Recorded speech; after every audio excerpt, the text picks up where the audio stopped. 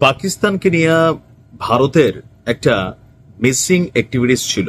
Missing activities বলতে যেটা বোঝাচ্ছি যে পাকিস্তান যে আসলে এই মুহূর্তে কোন লেভেলে খেলতে পারে, যেটা ভারতের গোয়েন্দা সংস্থা রয়ের আসলে মাথায় ধরে নাই যে এইভাবে বলটা হঠাৎ করে ইউটার্ন নেবে।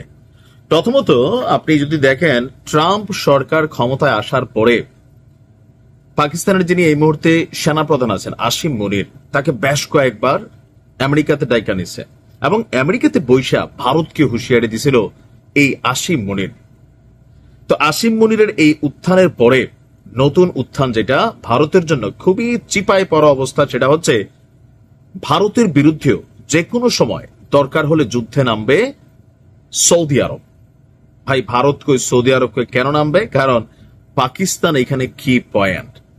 পাকিস্তান এবং সৌদির মধ্যে যে চুক্তি হয়েছে, আপনারা জানেন যে সামরিক চুক্তি, নিরাপত্তা চুক্তি, প্রতিরক্ষা চুক্তি, সেই চুক্তিগুলোর ভেতরের দৃশ্য দেখে ভারতের অবস্থা কাহিল। বিশেষ করে মোদী সরকারের অবস্থা খুবই কাহিল। মানে মুর্দা কথা হচ্ছে এটা, ধরেন সৌদিতে যদি কোনো দেশ হামলা চালায়, লাইক ইয়েমেন, পাকিস্তান আবার ইয়েমেনের বিরুদ্ধে লড়াই করতে হবে। যদি ইরান হামলা চালায় তাহলে ইরানের বিরুদ্ধে লড়াই করতে হবে। তবে আমার মনে হয় এদিকটা খুবই কনসার্ন রেখে চলতে হবে, যেন আরবিদের মধ্যে কোন রকম ঝামেলা না হয়। আবার অপরদিকে পাকিস্তানের বিরুদ্ধে যদি ভারত যুদ্ধ করে অথবা পাকিস্তানে হামলা চালায়, তাহলে সৌদি মনে করবে সৌদিরে ভারত হামলা চালাইছে, সৌদি এখানে এসে ভূমিকা রাখবে। এমনই এক চাঞ্চল্যকর চুক্তির কথা সামনে আসলো। পাকিস্তান এবং সৌদি আরব দুই মুসলিম ভাতৃপ্রতিম দেশ, আরবদের নিরাপত্তা এবং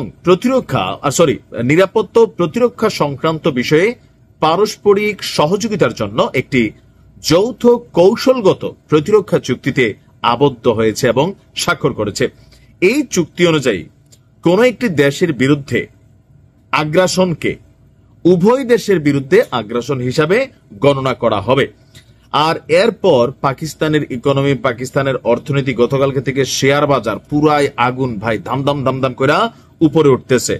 পাকিস্তান এবং সৌদি আরবের নেতারা এই চুক্তিকে ঐতিহাসিক বললেও নরেন্দ্র মোদীর সরকার খতিয়ে দেখছে যে চুক্তির ভেতরে আরো কি কি আছে, পারমাণবিক ইস্যুটাও এখানে কানেক্টেড কিনা।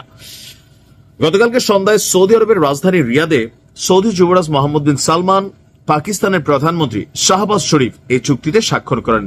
তো ওই সময় সেখানে আপনার পাকিস্তানের যিনি সেনাপ্রধান আছেন তিনিও উপস্থিত ছিলেন।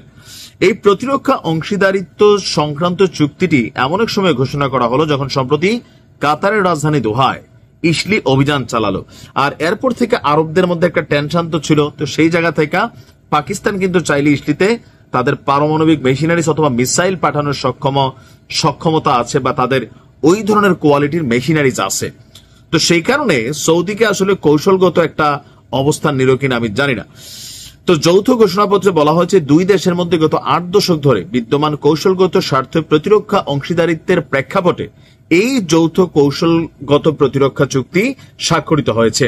এই চুক্তির উদ্দেশ্য হল দুই দেশের মধ্যে প্রতিরক্ষা সহযোগিতা বৃদ্ধি করা এবং যে কোনো আগ্রাসনের বিরুদ্ধে যৌথ প্রতিরক্ষা এবং সুরক্ষা ব্যবস্থা শক্তিশালী করা।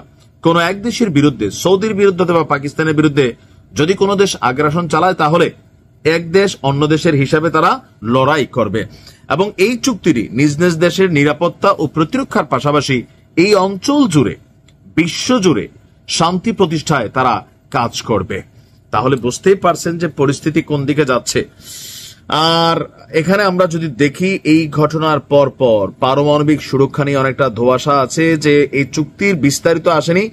তবে ভারতের পক্ষ থেকে প্রতিক্রিয়া আসছে, বলছে আমরা এই গুরুত্বপূর্ণ অগ্রগতির দিকে নজর রাখছি এবং আমাদের জাতীয় নিরাপত্তার পাশাপাশি আঞ্চলিক এবং বৈশ্বিক স্থিতিশীলতার উপর সম্ভাব্য প্রভাবগুলো খতিয়ে দেখছি।